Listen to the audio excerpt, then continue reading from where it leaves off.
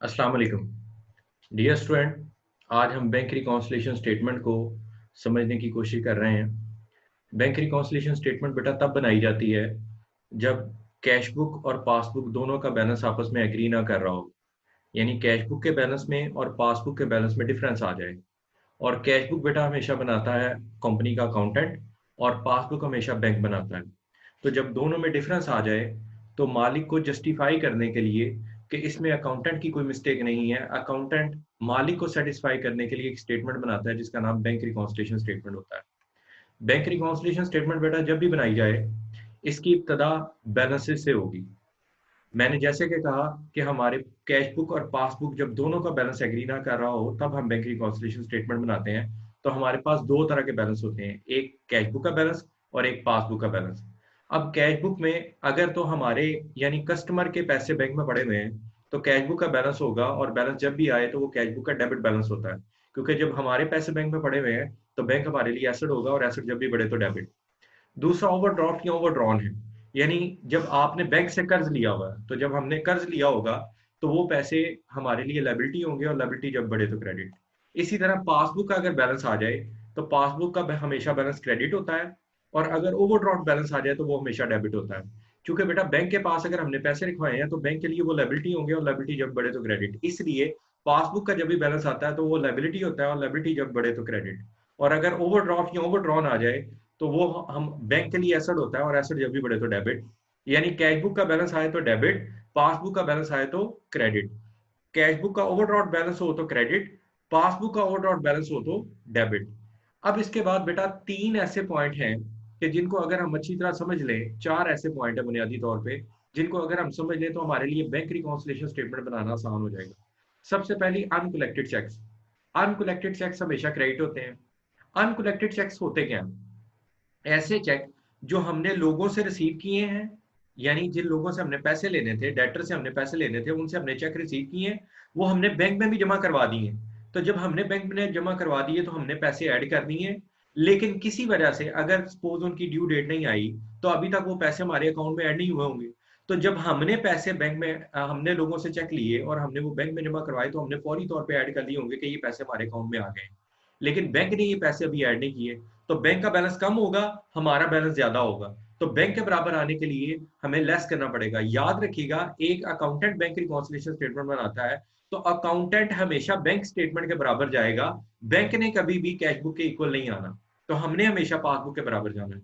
तो अगर बैंक का बैलेंस कम है और हमारा बैलेंस ज्यादा है तो बैंक के बराबर आने के लिए लेस करना पड़ेगा, और लेस करने के लिए क्रेडिट साइड है। अगर ऐड करना हो, बैंक ने कुछ पैसे ऐड कर दिए और हमने ऐड नहीं किए तो हमें भी ऐड करने पड़ेंगे, और ऐड करने के लिए डेबिट साइड होगी। अब ये अनकलेक्टेड चेक्स का मतलब ये है कि हमने चेक बैंक में जमा करवाए हैं लेकिन इन चेकों के पैसे बैंक ने अभी ऐड नहीं किए, तो बैंक का बैलेंस कम है, हमें बैंक के बराबर आने के लिए लेस करना पड़ेगा, और लेस करने के लिए क्रेडिट साइड है। इसको मुख्तलिफ नामों से हम जान सकते हैं। अनकलेक्टेड चेक्स भी यूज किया जा सकता है, अनक्लियर चेक भी यूज किया जा सकता है, अनक्रेडिटेड चेक्स भी यूज किया जा सकता है, और cheque paid into bank but not clear, या cheque deposit but not clear. ये तमाम चेक्स का मतलब वही चेक होंगे जो हमने लोगों से रिसीव करके बैंक में जमा करवा दिए, तो हमने इसके पैसे बैंक में ऐड कर दिए हैं कैश बुक के कॉलम में, लेकिन बैंक ने अपनी पासबुक में अभी तक पैसे ऐड नहीं किए, तो बैंक के बराबर आने के लिए लेस करना पड़ेगा, और लेस करने के लिए क्रेडिट साइड। इससे अगली कैटेगरी है अनप्रेजेंटेड चेक्स। अनप्रेजेंटेड चेक्स वो चेक्स होते हैं जो हमने लोगों को दिए कि जाओ हमारे अकाउंट से पैसे ले जाओ, लेकिन लोग अभी पैसे लेकर नहीं गए। उसकी भी वजह ये हो सकती है कि अभी उन चेकों की ड्यू डेट नहीं आई, तो आज अगर हम चेक दे रहे हैं तो हम तो फौरी तौर पे कमी कर लेंगे कि ये हमारे अकाउंट से पैसे चले गए, लेकिन बैंक के बैलेंस में कमी नहीं होगी, क्योंकि ड्यू डेट आएगी तो बैंक उसकी पेमेंट करेगा। तो बैंक का बैलेंस ज्यादा है, हमारा बैलेंस कम है, तो बैंक के बराबर आने के लिए हमें भी ऐड करना पड़ेगा, और ऐड करने के लिए डेबिट साइड है। अनप्रेजेंटेड चेक्स इसके लिए वर्ड यूज हो सकता है अनकैश्ड, यानी हमने चेक दे दिए लेकिन अभी कैश नहीं हुए, या cheque issued but not presented, cheque drawn. इन तमाम का मतलब ये है कि हमने लोगों को चेक दिए हैं लेकिन वो लोग बैंक से पैसे लेने नहीं आए। इसी तरह cheque given but not presented आ जाए तो ये हमारे अनप्रेजेंटेड चेक्स होते हैं, और अनप्रेजेंटेड चेक्स हमेशा डेबिट होते हैं। अब आगे चलिए, तो बैंक गिवन है क्रेडिट।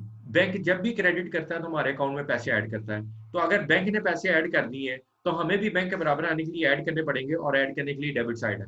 इसलिए क्रेडिट जब आ जाए, बैंक गिवन है क्रेडिट आ जाए तो हम उसे डेबिट करेंगे। ये किस किस वजह से किया जा सकता है?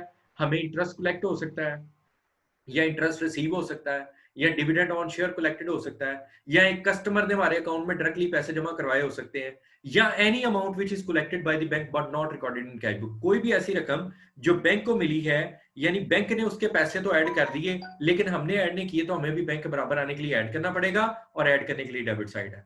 आगे चलिए, तो बैंक गिवन ए डेबिट। बैंक गिवन ए डेबिट का मतलब ये है, जैसे क्रेडिट का मतलब ये था कि बैंक ने पैसे ऐड कर दिए, डेबिट का मतलब ये होगा कि बैंक ने पैसे लेस कर लिए।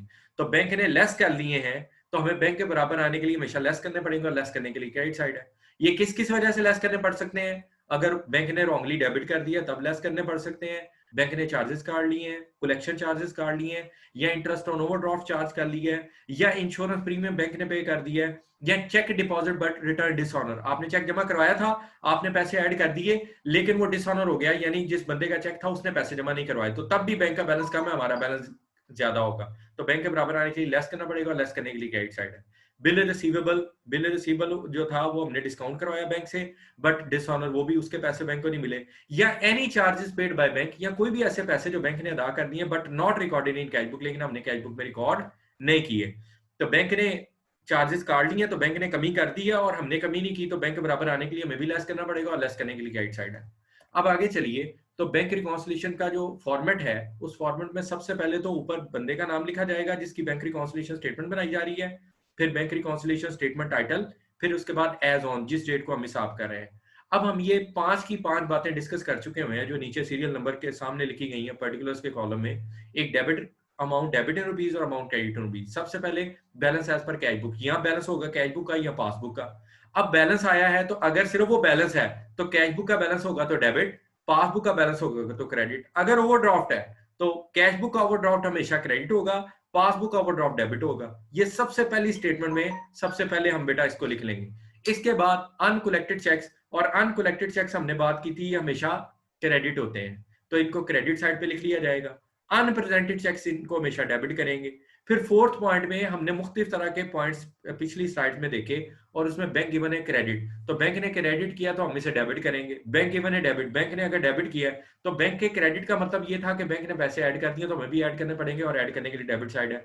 अगर बैंक ने हमें डेबिट किया तो इसका मतलब है उसने पैसे लेस कर लिए, तो हमें भी लेस करने पड़ेंगे, और लेस करने के लिए क्रेडिट साइड है।